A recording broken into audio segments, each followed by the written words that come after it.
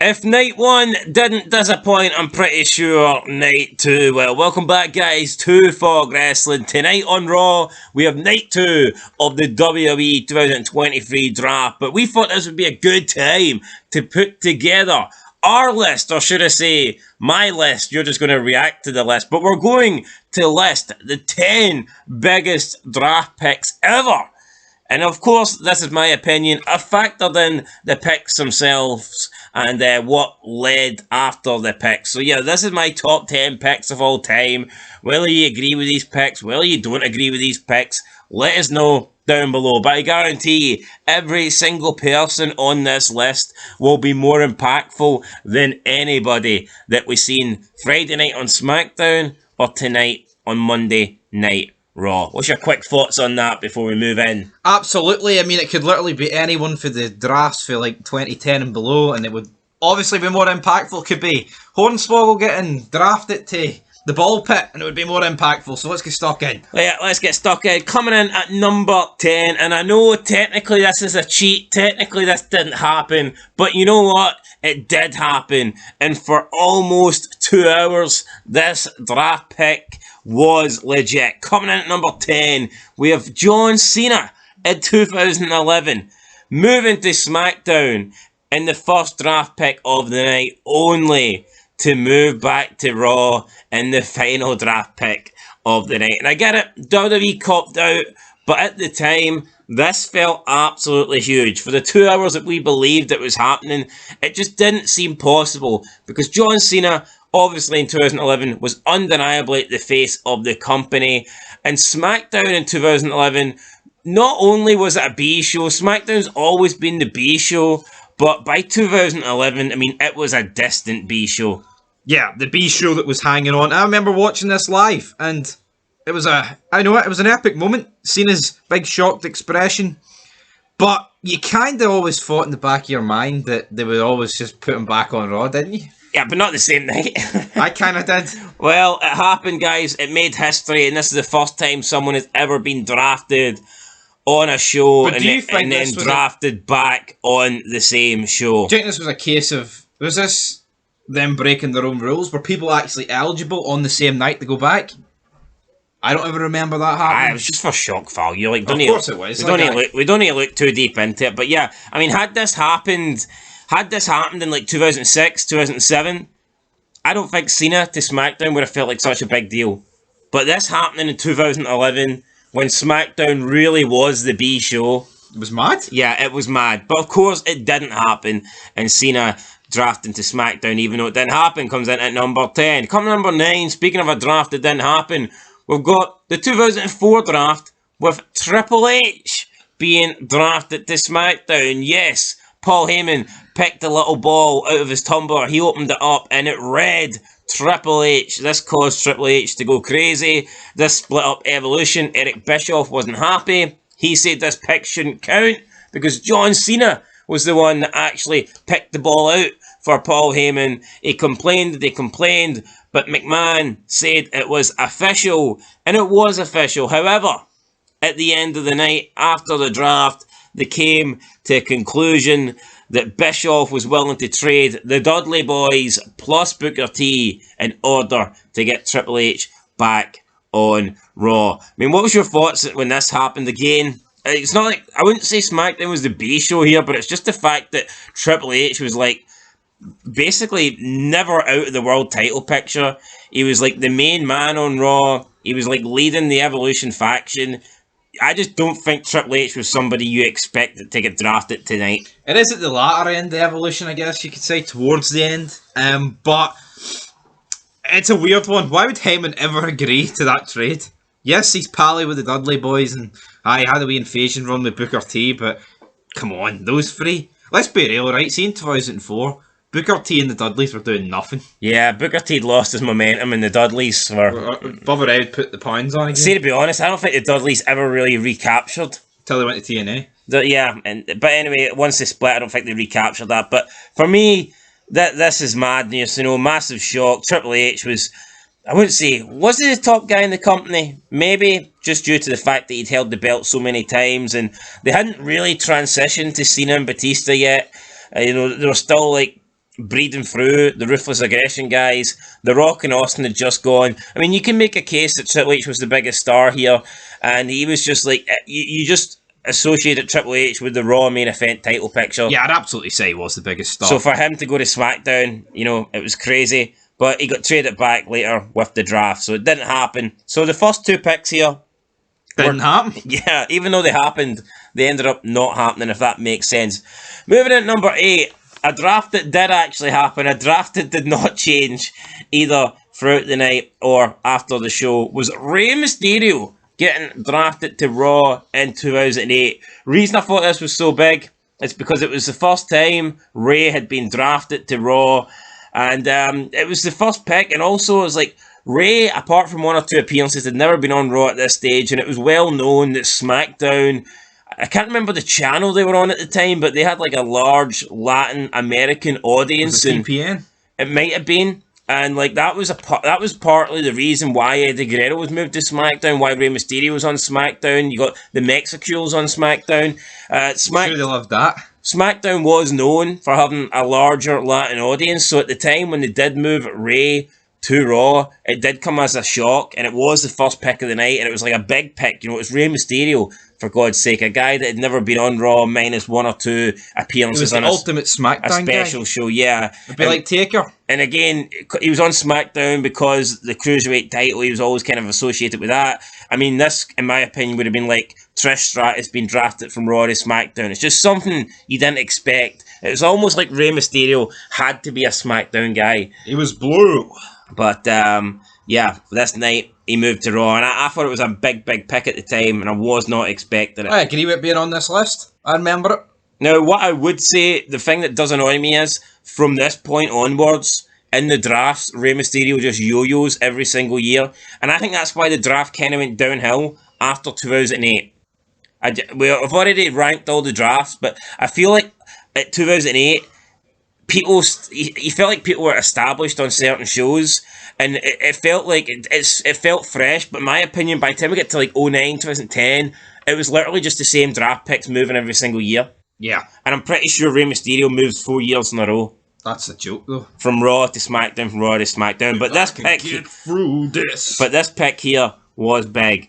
Moving in at number 7, I don't know if you'll agree with this, but it was in the 2007 draft, and it was the Sandman going from ECW to Raw.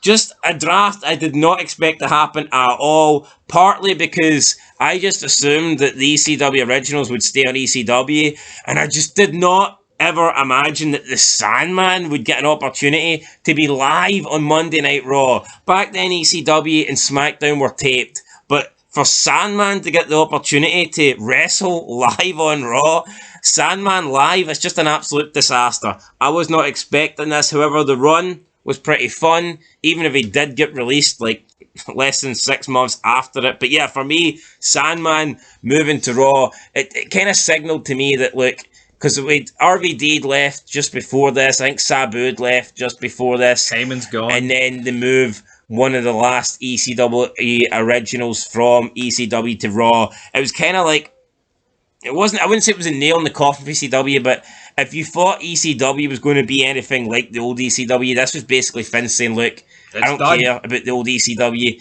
ECW is just a third brand. That's all that it is in WWE. No, I agree with this, because, like, why did it happen? I mean, it's just a big shockaroo. I mean, I can imagine at the time, everyone being like, what? It's just a weird one. Yeah. I mean, it's like, no. Like, at least with Dreamer, he'd already been in WWE. Did you predict Sandman to Raw? Nope. Certainly I didn't. Moving into number 6, we have the 2002 draft. It was the number 2 pick for SmackDown, and it was none other than Kurt Angle. And the reason why I've got Kurt on the list is because, I mean, this was Kurt Angle's big break. Yeah, he was the world champion before this. Yeah, he was like a comedy thing. And I actually, to a point, preferred Kurt Angle's comedy gimmick.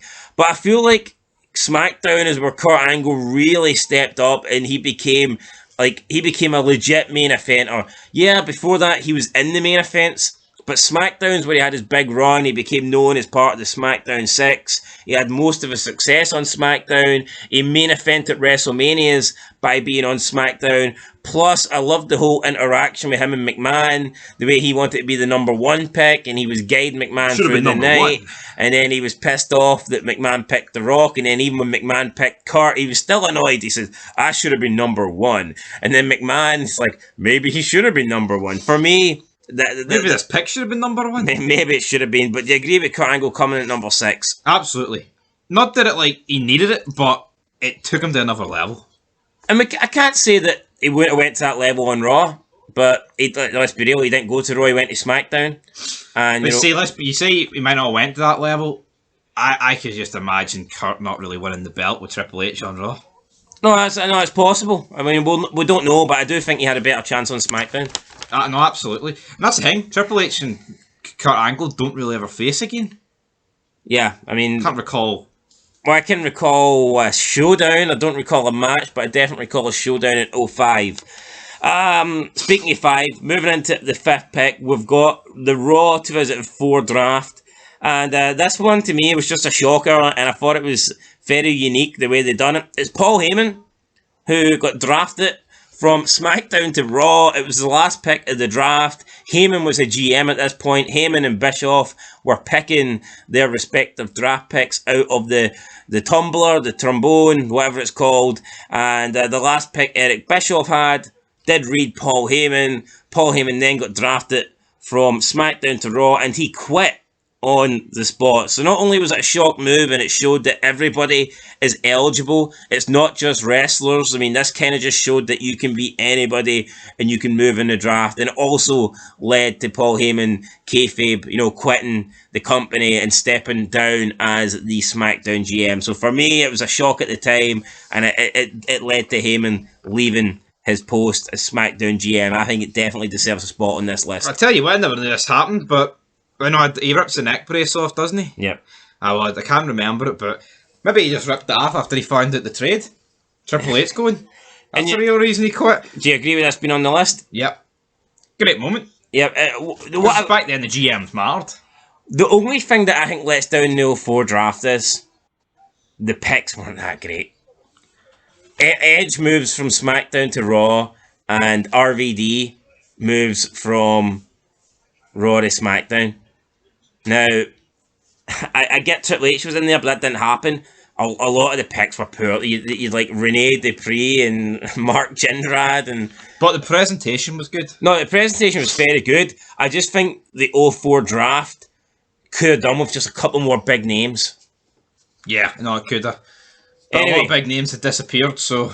Yeah, and maybe they might mix things up too much, which is understandable, No, absolutely, yeah. Maybe they thought one upper mid-carder guy moving from each show to another was enough. Coming in number 4, though, for me, this, again, another shocker. Did not expect it, and at the time, it felt absolutely unreal. WWE can say that, today's draft is changing the game. But that's bullshit. In my opinion, this draft pick truly did change the game.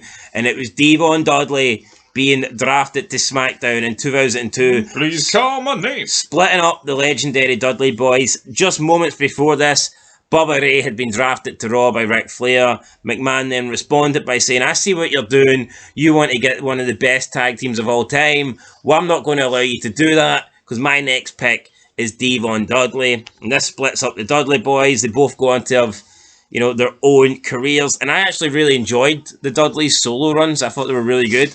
But yeah, for me, Devon and Bubba Ray splitting up, this just was not expected. It was like the only real tag team that was split up in this draft. And I don't think anybody's seen this coming. No, they didn't. And you know what? Both runs were good.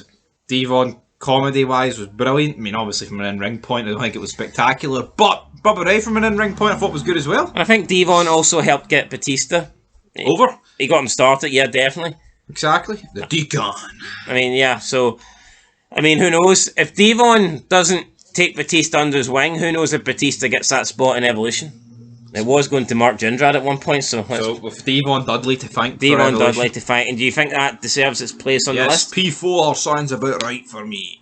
Moving into number 3, another shocker, another one that we did not expect. I mean, perhaps the most, I would say this is the most shocking pick perhaps of all time, in the draft. And it's third. Yeah. Well, let's go. It's the 2008 draft. Can you guess who it is? Jim Ross to SmackDown. It is Jim Ross to SmackDown. The voice of WWE. You know, the main man. When you think of Jim Ross, when you hear Jim Ross, you think of WWE. When you think of WWE commentary, you think of Jim Ross. This guy was the voice of WWE, the voice of Raw, and he was the number one commentator by far, yet he was moved to the B show in SmackDown. No one expected this, including Jim Ross, who at the time was absolutely pissed. Michael Cole seemed to be...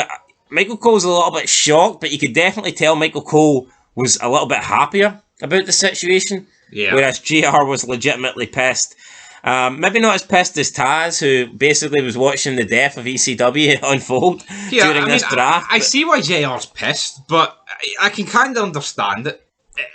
I feel like they did it to freshen up. And I tell you what, I think actually from that point, SmackDown was great. I feel like SmackDown was better than Raw at that point. And after this, by the way, 2008, another one, an honourable mention. He's not on the list, but I think Triple H, 2008, getting drafted to SmackDown is another honourable mention. Yeah, I preferred watching SmackDown at that time. Now, JR, I remember JR on his podcast when he was pissed off and he says, "Do you think Hunter didn't know he was going to SmackDown?" Of course he knew. But JR claimed that no one told him because McMahon... Triple H's nose had to get involved. McMahon wanted to see JR's reaction live, and McMahon was apparently backstage in Gorilla, loving it.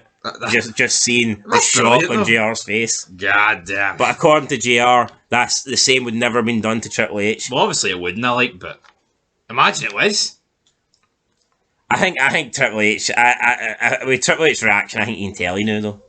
It was like a wrestling reaction. Aye. JR's reaction was like legit. It's like fucking thunder. But I think I did rank the drafts, and I put the 08 draft second, only purely for the fact that I think the 2002 draft has to go first because it was the first draft and it was the biggest one. Yeah.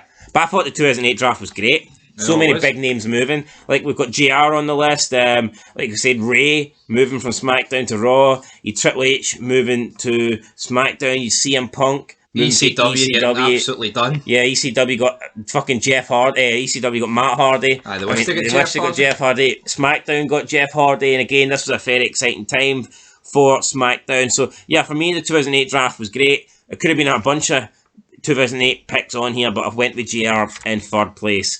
Moving in to second place, and I mean, it was not so much this was a shocker, but I still think it was a little bit unexpected because it was the first time this happened since the brand split took place, and it is number 2, John Cena moving from SmackDown to Raw in 2005. He was the WWE champion. This ended up meaning Batista was then moved to SmackDown. They moved both world title belts, and in my opinion, this signalled that John Cena was going to be the next face of the company, and that he was the man that was going to be pushed by WWE, and they wanted him to be the number one dog on Raw. Do you agree with John Cena at number 2? Do you see why I put John Cena at number 2? Absolutely, a great moment, him coming up with the belt. But do you feel like they did Batista dirty, or do you feel like it's something that just has to be done? Vince is ruthless.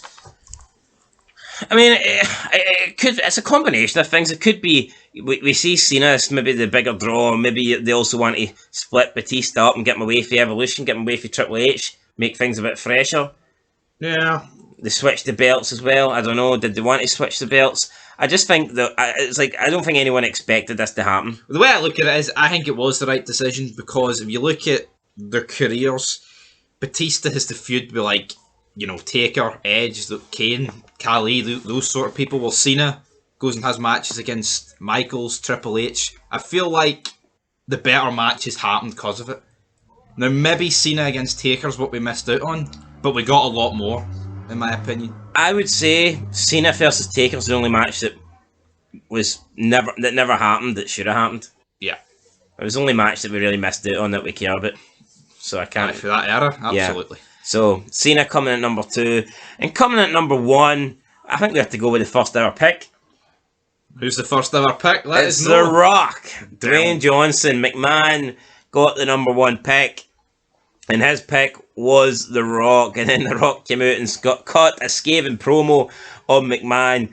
Like, I mean, I don't think it was a shocker. I think you expect The Rock to go first. Especially because Austin was a free agent. Yeah, Austin's a free agent. The world champions not even a part of the draft either. Obviously, Triple H, Jericho, and Stephanie McMahon were competing for the belt in the main event that night. So I think The Rock was number one pick. I think he was always going to be number one. But I think it's just the fact it was the first draft and it was the first very pick. For me, this one is always going to stick in the memory banks, and that's why it's number one, in my opinion. Absolutely, and I cannot complain with this being here. Brilliant moment, great way to kick off the draft, the initial draft. And I feel like this has been a very good list, and I just wish it was half as good as it is now. Because it ain't. Yeah, you know what? Could you imagine trying to come up with the 10 biggest draft picks ever from this year's draft? But like, see all these draft picks, right? We've literally talked about them, and each of the moments are like iconic. Yeah, even the Dudleys, like they shake farewell. And you could say, oh, but we're using hindsight and we're using history, and we're discussing what they did years after the draft, right? I can guarantee you the draft that happened on Friday night and the draft that's happening tonight ain't going to lead to shit. It's not going to lead to great moments. It's just going to lead to garbage. I mean, what's going to, Edge moving to SmackDown? What's Edge going to do on SmackDown that he couldn't do on Raw? Exactly. Rhodes is going to win. Are you telling me Nakamura's going to have an epic career on Raw that he didn't have on SmackDown? Exactly. No, you're right. Nothing's going to happen. What's going to change for Gunther? His tights are now red. Yeah, you know what I mean? It's chop, and it produces red. Yeah, so for me, that is the 10 biggest draft picks ever, guys. Obviously, let us know your opinions down below. I have gave a couple honourable mentions. Is there any honourable mentions you want to give before we sign off that I did not include? Off the top of my head, I can't really think off the top of my head, to be honest. No, I can't really think of any.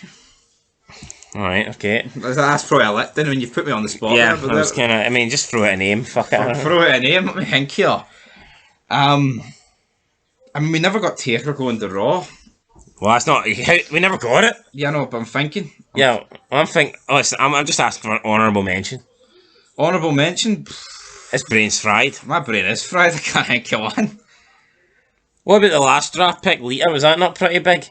No one expected that. You picked a woman! Yeah, there you go. I picked it for you. Lita, guys, number 10. Honourable mention. That's it. We'll catch you in the next one. Draft tonight. Draft night 2. Looking forward to it. No, we're not. said nobody ever. Till next time. Peace.